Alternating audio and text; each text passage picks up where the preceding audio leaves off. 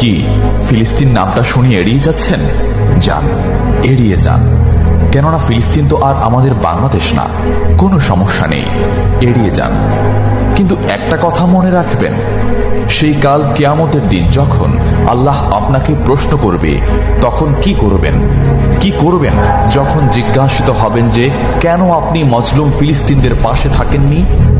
জানি উত্তর দিতে পারবেন না, কারণ আপনার নিজেরই জানা নেই এর উত্তর কি হবে। এখন হয়তো বলতে পারেন যে আমি কি করে ফিলিস্তিনে গিয়ে মজলুমদের পাশে থাকব, কি করে এত দূর গিয়ে সাহায্য করব?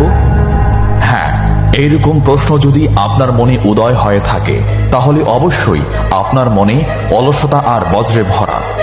এই আধুনিক যুগে অস্ত্রের চেয়ে পাওয়ার হচ্ছে মিডিয়া, তাই মিডিয়ায় বেশি বেশি করে তা প্রচার করুন। হ্যাশট্যাগের মাধ্যমে প্রতিবাদ করুন। এই ক্ষুদ্র প্রতিবাদ একদিন অনেক বড় প্রতিবাদ হয়ে দাঁড়াবে।